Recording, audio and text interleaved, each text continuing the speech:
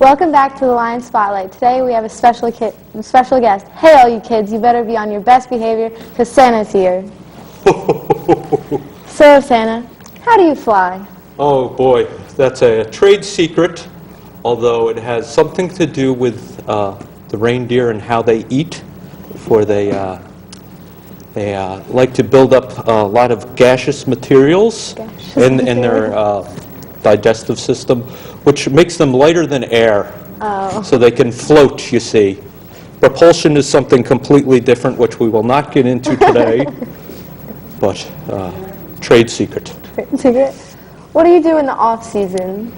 Well, I like to vacation in summer in Key Largo. I front a Kenny Rogers tribute band. Love the Gambler. Yes, and that's about it. So, how do you go around the world in one night? Yes, well, if that got into the wrong hands, it would be very bad. But let's just say that I have good people working for me, the elves, all about organization, having a good organization to back you, and yeah, that's about it. How do you get back up to the roof through the chimney? Speaking of the elves have, every year they come out with some new ingenious methods. Last year they had a garland winching system, which by the end of the night, I'll tell you, I was quite sore. Oh. Yes, the garland is very prickly, you see, and it cinched along my middle. It was not pretty. So this year, we're trying the gaseous materials, just like the reindeer. The reindeer, yes. Why do you wear a red suit? Well, I've tried other colors. I've tried black, and I got picked up by the police. They thought I was a thief. That was not good at all. No. I've tried blue, and they thought that I was Jack Frost. You see, and that wasn't good either. Red seems to be good. It accessorizes well. Yeah. I got a contract with Coca-Cola. Coca-Cola? Yes, because their color is red. You see, I'm in their advertisements. All right, what is the deal with Rudolph's nose? I mean, is it a product of genetic engineering? Well, you see, we have less ozone layer at the North Pole, you see, so the cosmic radiation has caused some genetic mutations of the flora and fauna of the North Pole. So he is a direct result of hairsprays and inappropriate disposal of Freon and such like that. So it worked out for us this time. It did. What is your favorite type of cookie? Oh, I'm a fan of the standard sugar cookie in various shapes. Various shapes? I do like to eat cookies that are shaped like me. Oh, yeah? Yes, they'll have the bag over the shoulder. They're quite yummy with their gumdrop buttons. I love the gumdrop buttons. Well, what do your reindeer like to eat? Oh, Tex-Mex is their favorite. Tex-Mex. Refried beans, chicken and broccoli. Chicken and broccoli. Mrs. Claus makes a mean chicken and broccoli.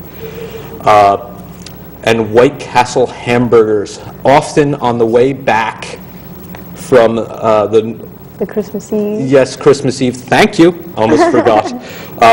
We stop off for some sliders. Oh, it's very good, refreshing. Very good. All right, well, thank you. Well, that's all for this month's Lion Spotlight. Thank you, Kara and Santa, for coming down to the studio. Don't forget to join us here for January Lion Spotlight. Don't forget to watch Lacey Township today, Sundays at 6 p.m. You can also catch reruns of the entire Lacey football team season here on TV 21. Tune in every Sunday for This Week in Football with Tim and Pat at 11 a.m. Have a spectacular holiday.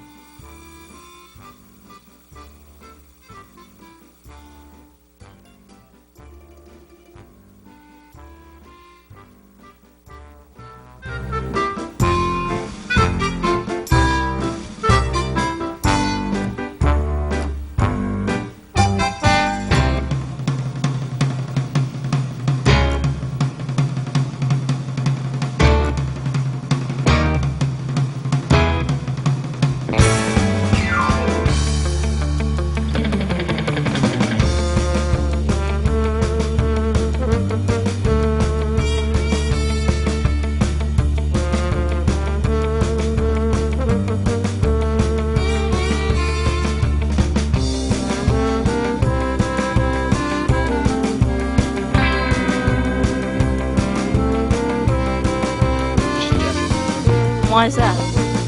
Warm. Hi, I'm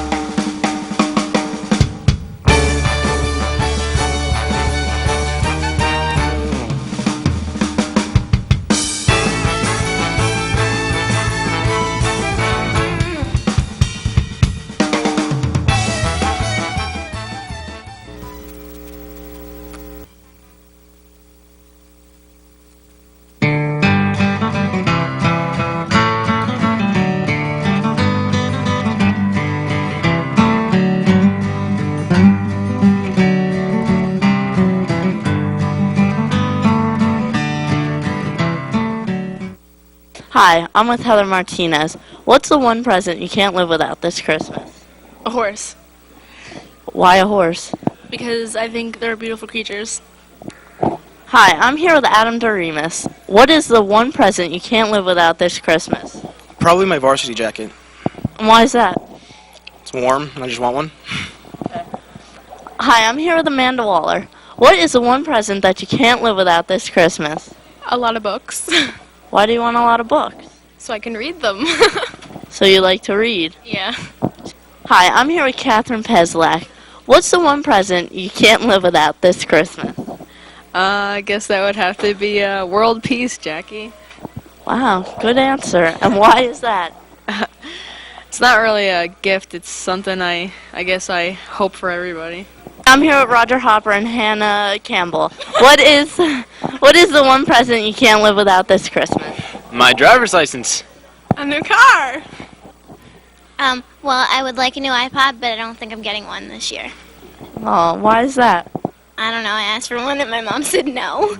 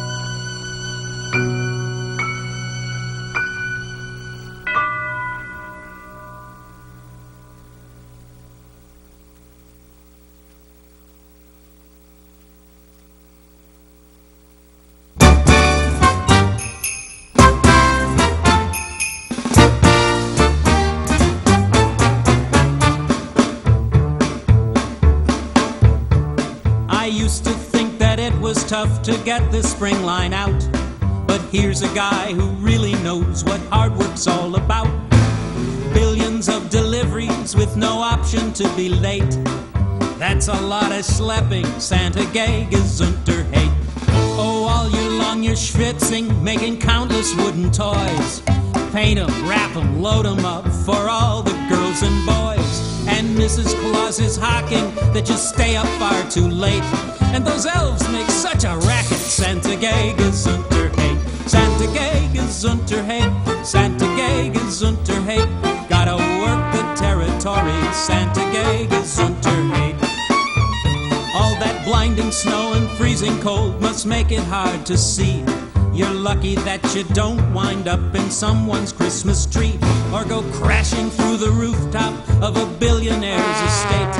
Have you got enough insurance? Santa gay gesundheit. Santa gay gesundheit. Santa gay gesundheit. Gotta work the territory. God forbid you should be late. Santa gay gesundheit. Santa gay gesundheit. You're one tough Christmas cookie. Santa gay gesundheit.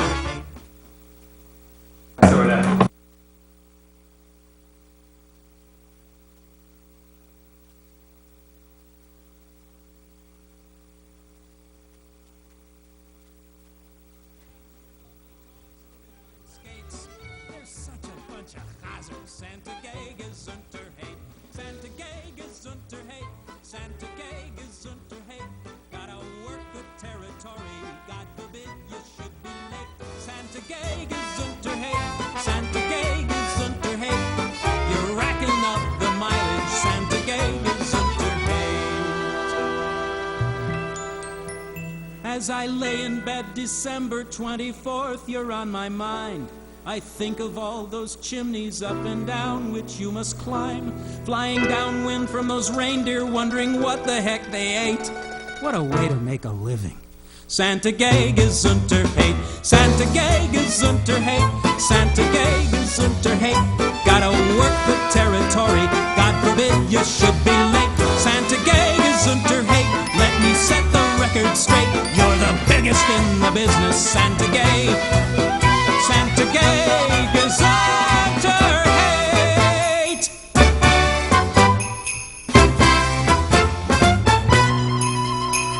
Santa gesundheit. And don't forget your galoshes.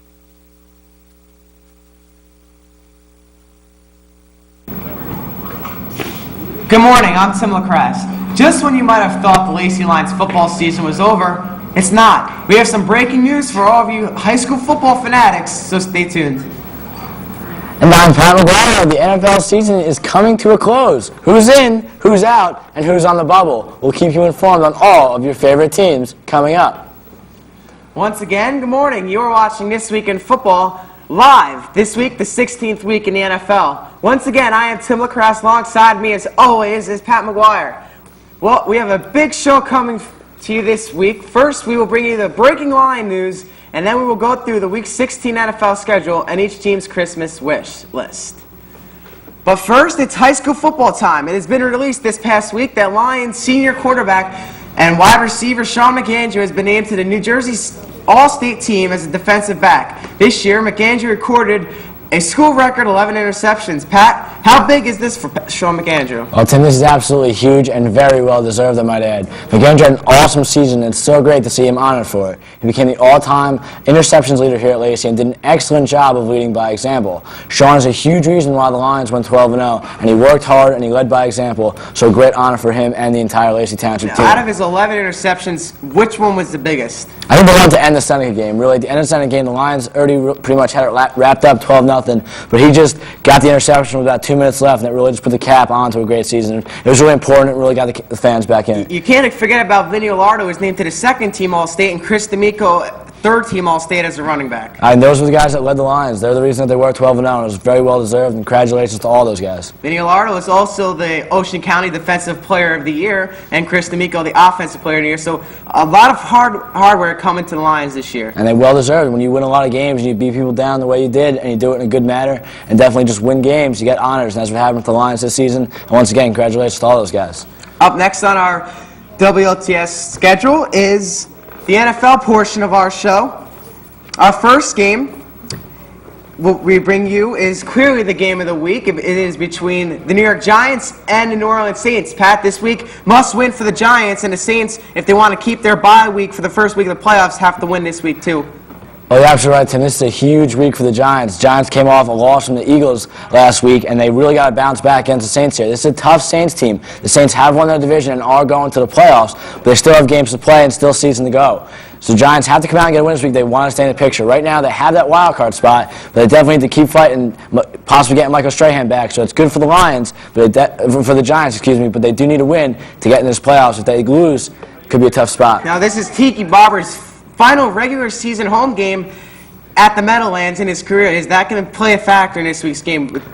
I think it'll be a little emotional for him, absolutely. I mean, he's put so many memories here, so many good moments for the Giants, and certainly a lot of solid years. So it'll certainly be an emotional game for him, and I think he'll go off that emotion and really play well. Now, are the Giants capable of going far in the playoffs? Last year, we saw the Giants make the playoffs in the first game. They get a home game, boom, blowout, 20-0. And then this past year at home, he hasn't been fared so well. Lost to Dallas at home, and he's throwing some picks and all. Is he the quarterback for the future for the Giants in the playoffs? I don't know. It's a really tough call, Tim, because he is. He's very inconsistent. He doesn't have good games, especially in the playoffs. So Eli Manning, I mean, their success is going to be based on him. So he has to come out and play well, not only in the last couple regular season games, but certainly the playoffs if they want to win. And if they don't win, I think a lot of people, there'll be a lot of critics of Eli Manning. If they go into the playoffs and lose in that first week, he's going to have a lot more critics than he has, and people are going to want change. Now let's discuss the Saints. Last week they go into Washington and they lose.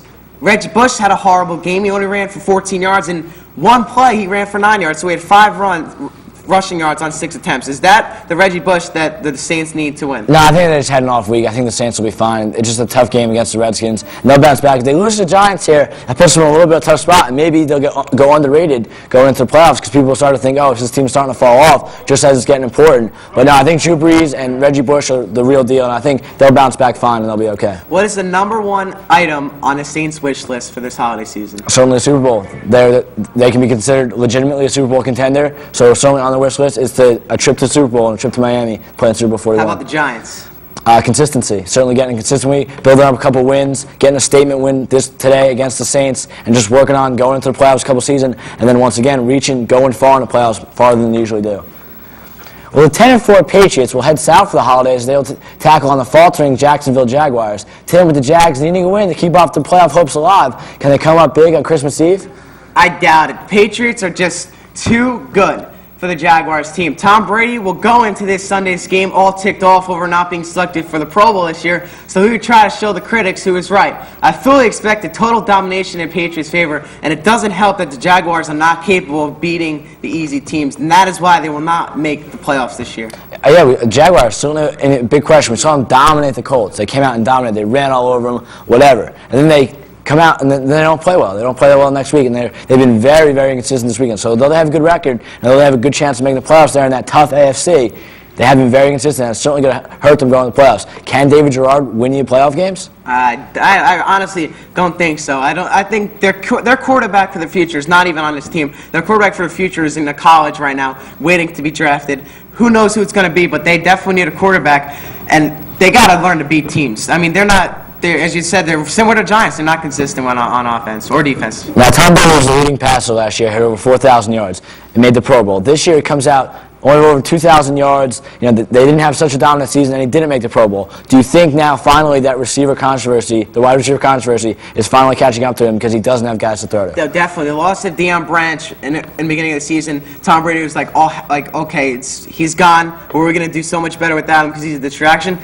He has nobody to throw to now. He doesn't have a good run. Lawrence Maroney's a running back. He's not a receiver who can go out like Reggie Bush and catch a couple passes along with rushing the football. So they need another wide receiver, maybe Jeff Samardzija out of Notre Dame. Yeah, certainly. They have to look to the draft for something because they don't have anything right now, and I think that really affected Tom Brady more than ever has before. They never really had a big-name guy because they shared the ball. But now once they didn't, they lost all the receivers. No more big-name guys. Tom Brady had a tough call. Wide receivers definitely on a Patriots wish list for this holiday season.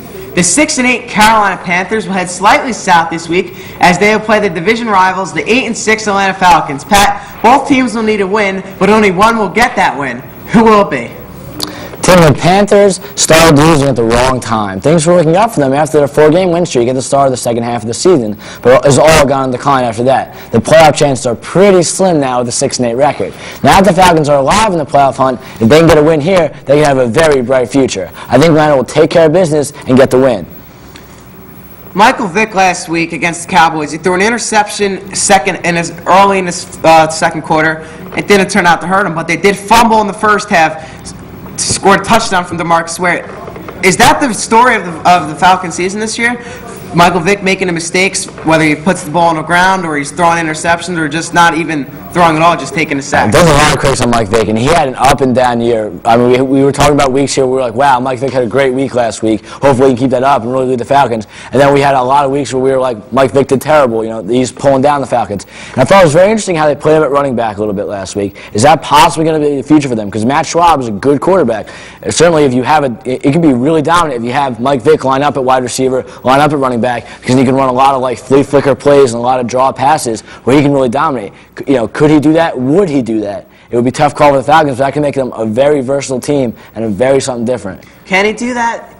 I think he can. He just has to be taught a little bit. He's got to learn to keep the ball up and not down on his knees, which is how he causes most of his fumbles.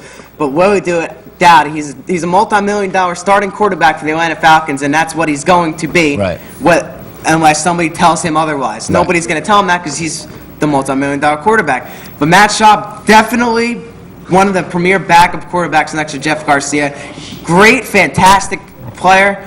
But he's got somebody better ahead of him that has to make a decision. Running back or quarterback. I think running back / wide receiver, similar to what Reggie Bush is doing right now, is probably the better thing for Michael Vick. So what would be on Carolina's wish list? Carolina's wish list, I think it's going to have to be a quarterback. I don't think Jake Delhomme is the quarterback as what he used to be when he was with the early on in his career when he made the Super Bowl against the Patriots. I thought if he was going to be good, he'd have to be good right after that, and he has not been good since then. So they definitely need a quarterback. I think though on Carolina's wish list, certainly going to have to be start meeting expectations. They looked like a Super Bowl team coming into the preseason, and they did not do it all. Now they're sitting 6-8 and possibly not going to the playoffs. So it's certainly tough. Now what about the Falcons? What are they asking for? I think the Falcons, they need somebody who's gonna spark this team up. Yeah. Michael Vick, too much problems with the media or with other people. They just need somebody who's going to who's a good face, not a bad face. No, they really need somebody just to push them over the top. To give them that one player that really takes them to the next level. We've seen them make the playoffs with Mike Vick. We've seen them make the playoffs with the teams they have and go pretty far into the playoffs. We've seen them in an NFC Championship game. But we've never seen them get that player that pushes them over the top, that makes them consistent and really a dominating team. Certainly that's what the Falcons are going to be looking for into 2007. Now, for our next game, the Jets are tied with Cincinnati, Jacksonville, and Denver, all with 8-6 records. A loss pretty much eliminates them from the playoffs. How do they fare this week? The Jets are a good football team. They have the right tools, except they just can't put them together. Chad Pennington, back from his injury last year, has been throwing the ball pretty well. He's not the best, but he's not the worst.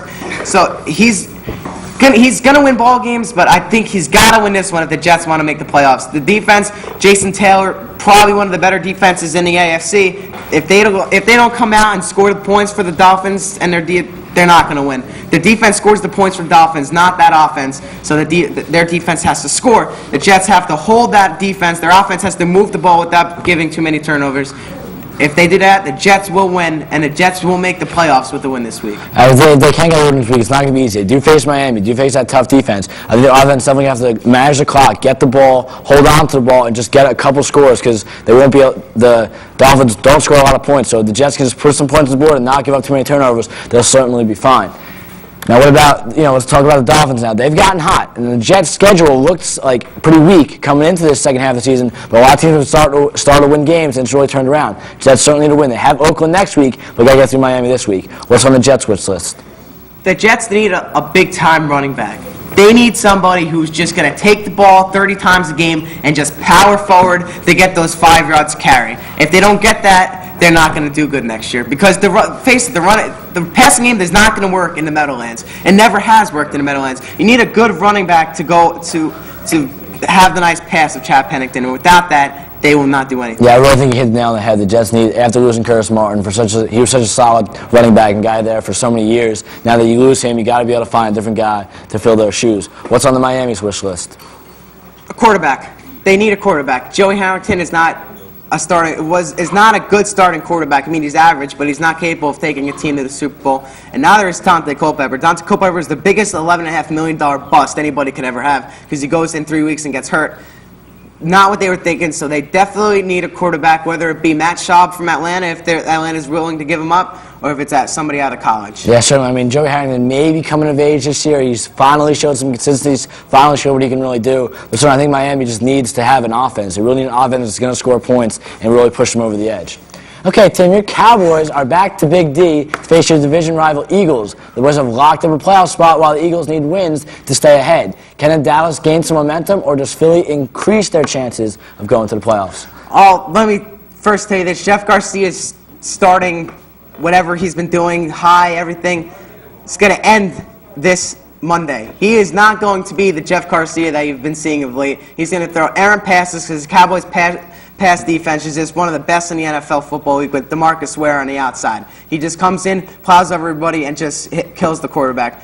Brian Westbrook is, just face it, he's not the number one running back that you would want if you want to play a Cowboy defense like that. And he needs somebody who's going to be able to take the ball to the outside and break a couple tackles. He's not really that person to take it against the Dallas defense. I think the Cowboys, Tony Romo cannot throw any interceptions, no turnovers to the Cowboys this week. They have to get the ball to Terrell Owens and bring Jason Witten into that mix. Otherwise, they're not going to do anything. And Julius Jones and Marion Barber combined have to get at least 200 rushing yards. Otherwise, maybe the Eagles might have a chance. Yeah, it's certainly a game where both teams have to perform. Both teams really have to play their best to get a win over the other.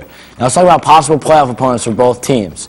If the Eagles win, then they could possibly go into the 5 spot, and it could be Dallas Cowboys. If the Eagles the Dallas facing the Giants first round of the playoffs, with the Giants having the 6 seed, Eagles 5, and Cowboys would be 3. I mean, there's a lot of possible options here. This could be a possible playoff preview. What's the outlook for both teams if they are to make the playoffs? Well, it all depends on what happens with the Saints. If the Saints lose and the Cowboys can win another 2 games, then the Cowboys will bump up to the number 2 seed and have the bye week. So they'll have a little bit more time to see who they're playing. But if the Cowboys, the Saints would happen to win, this game might be a preview of the first game of the playoffs, Cowboys-Giants, and again in Texas, depending on what happens the rest of the season.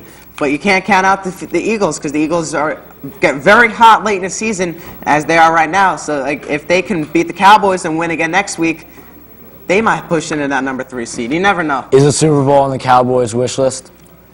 I think they're 1 year away. Honestly, because Tony Romo, first-year quarterback, he's going to the Pro Bowl. He's 1 year away. You can't expect some guy to have 7 starts and he's in the Pro Bowl and expect him to go to the Super Bowl. It's a possibility, yes, because the Saints, they've shown some signs of weakness in the games that they've played. But 1 year away for the Cowboys. Maybe Philadelphia this year if they can heat up a little bit. Can the Eagles, I mean, are they a legitimate Super Bowl contender? Could they be asking Santa for a Super Bowl trophy? They might go far, but again, it's Jeff Garcia, quarterback, and he's never done good in the playoffs, and I don't expect him to do good in the playoffs this year. They got to make the playoffs first, though. Very true. Our final game goes down as the game of the week. An important battle for a wild card spot in the AFC goes down in Denver, where the Bengals take on the Broncos. As we mentioned, both teams are 8-6 and tied in an ultra-tight race in the AFC. Pat, who keeps their hopes alive today? Tim, this is going to be a very, very interesting game. 2 mediocre teams are playing for a wild card spot here. Both these teams seem overrated and maybe they're just underperforming. Jay Cutler progressed a little more last week and didn't look so bad in his second start. The Bengals suffered a tough loss last week, but will be hungry for a win and some motivation coming into January. A do-or-die game for both teams, and I think Carson Palmer can really turn his Bengals team around and lead them to a win. Well, let me just say this. The Broncos, you can't count Jay Cutler out. It was his first start 2 weeks ago. You can't expect him to take the team on his shoulders and pout on the field and win his first game of his career. But, he's going to be a good quarterback. People forget he's a rookie. He's playing like a rookie, but yet he's still capable of getting a win. And if that Bronco offense can get it jump started, they might have a chance against the Bengals. But the Bronco defense is going to have to also stop Chad Johnson and Carson Palmer. What's on the wish list for the Bengals? I think the Bengals are set. Maybe they might need a running back or a tight end, somebody who can just catch the pass for 5 yards and get them the first down. But I think they're pretty much set. They just got to connect. I think they need to start performing. They have the guys, they have a piece, they have a quarterback, they have wide receivers, they have a running back, they have a decent defense. Now they just need to step up their game and really beat teams when they should beat them and really dominate and be the dominating team they can be. What about Denver? What can Denver be? They need wide receivers. They don't have Ed McCaffrey and like John Elway had. They need somebody who can get the ball down to 20-yard on a 20-yard post and be successful on it every time. Yeah, I think you got that one exactly right. Well, ho, ho, ho, Tim. Now we move on to our WLTS Awards for Week 15.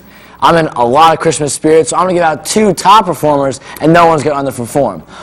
Both guys are coming from the AFC. My first guy is Lavernius Coles of your New York Jets. He had his biggest week of the season with 12 catches for 144 yards and a touchdown. This is his second award in 3 weeks. He is really helping out the Jets in their playoff push. My second top performer goes out to Peyton Manning. He had a statement game against the Bengals where he had 29 completions for 282 yards and 4 touchdowns. It was a great game for him and a great way for the Colts to bounce back from back-to-back losses. Hopefully they can keep this momentum going heading into the playoffs and finally win a Super Bowl. Tim, now move on to you. Who get your awards this week? Well, my MVP will go to the player, Terrell Owens out of the Dallas Cowboys. Last week against Atlanta, 2 touchdowns and just about 100 passing yards. Plus, he was playing injured with dislocated tendons in his right ring finger, which will require surgery after the season is over.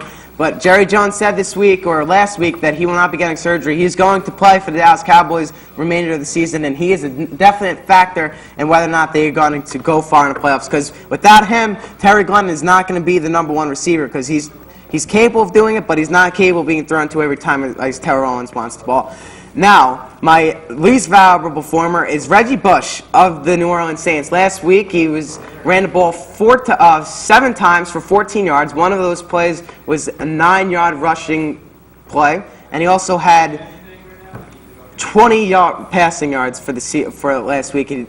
When he plays good, the Saints win. When he plays bad, they don't. He is the factor for the Saints. Whether he plays good or he plays bad is whether or not the Saints are going to go far in the playoffs. So that would just about do it for us here on This Week in Football. Pat, any last comments on the games today? Well, once again, congratulations to the Lacey Lions on all the guys who are honored in the states, Sean McAndrew, Lardo, and Chris D'Amico. Great season for them, and it's good to see them honored. And once again now, Week 16, there's only 2 weeks left. Watch out for all the football games that are going to be real important. Every team's really fighting. If it's not for a spot, it's for momentum heading into the playoffs. So best of luck to all the local teams. Hopefully we have an exciting show coming into the playoffs. Now, my Tiki Barber's final game at the Meadowlands in the regular season, that's going to be the big part of that game. Giants need a win. Cowboys and Eagles facing probably one of the better games this week. Whoever wins probably will win the NFC East, so that's going to be an important game. Congratulations to all the Lion players, Sean McAndrew, Chris D'Amico, Vinny Lardo, for all your awards. So thank you for watching This Week in Football. We're on a 1-week vacation next week, so we'll be back for the Week 1 of the playoffs. Be sure to watch the WLTS Christmas show on Monday. Also be sure to watch the student-produced shows on Sunday night. So once again, thank you for watching. As always, for Pat McGuire, I'm Tim LaCrasse, saying happy holidays from the crew of This Week in Football. Enjoy the games.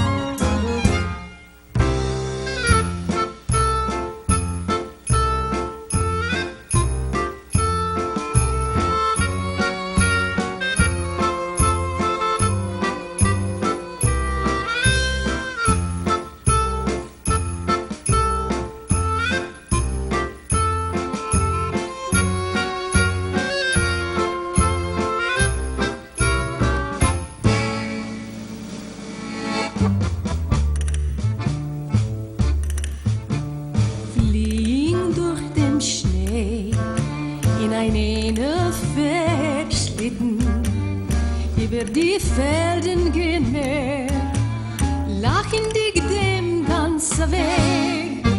Gleich Lachhäufen verklingen, machen lustig den Schammer. Wie freilich es ist zu von uns singen ein Schlittenlied aus Nacht. Klingen gleich lach, klingen gleich lach, Häufen schneeken weg. Gott auf Paniken vorn in den Schlitten in der winterliga Tag. Oh, klingen gleich lach, Häufen schneeken weg. Gott auf Paniken vorn in den Schlitten in der winterliga Tag.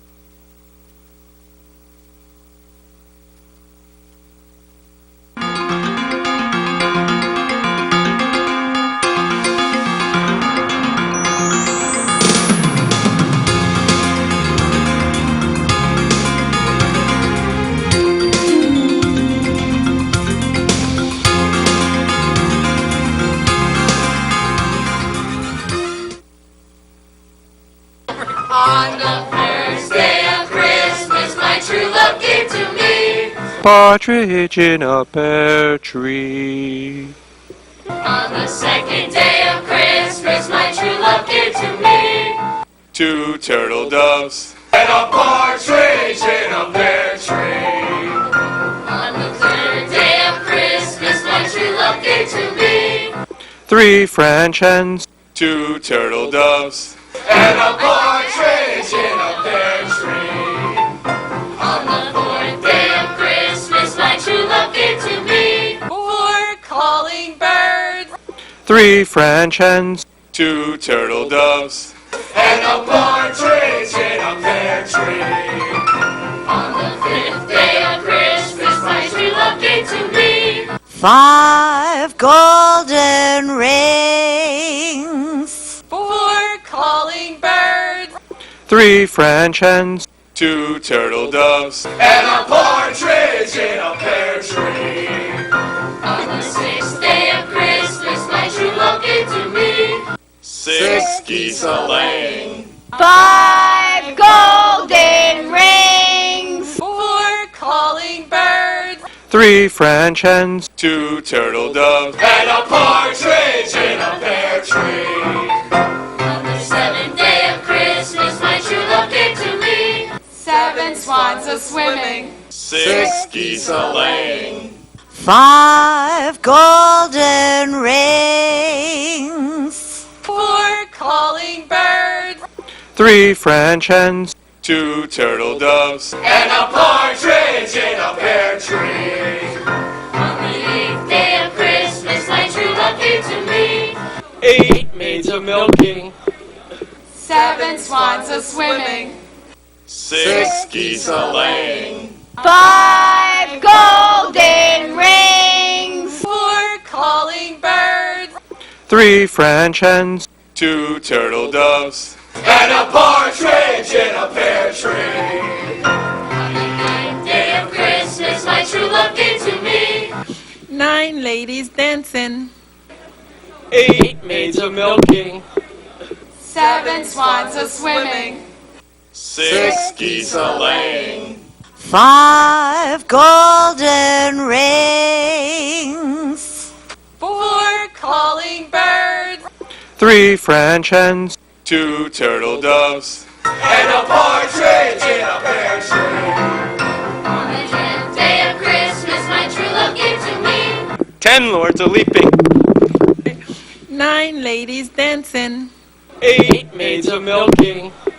7 swans a-swimming.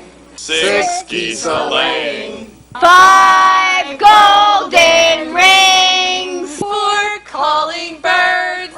3 French hens, 2 turtle doves and a partridge in a pear tree. On the 11th day of Christmas, my true love gave to me.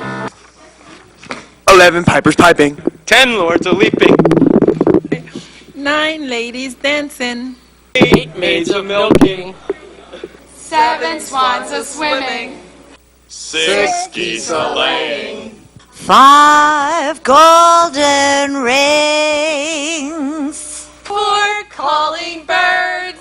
3 French hens, 2 turtle doves and a partridge in a pear tree. On the 12th day of Christmas, my true love gave to me. 12 drummers drumming. 11 pipers piping. 10 lords a leaping. 9 ladies dancing. 8 maids a milking. 7 swans a-swimming. 6 geese a-laying. 5 golden rings. 4 calling birds. 3 French hens, 2 turtle doves And a partridge in a pear tree.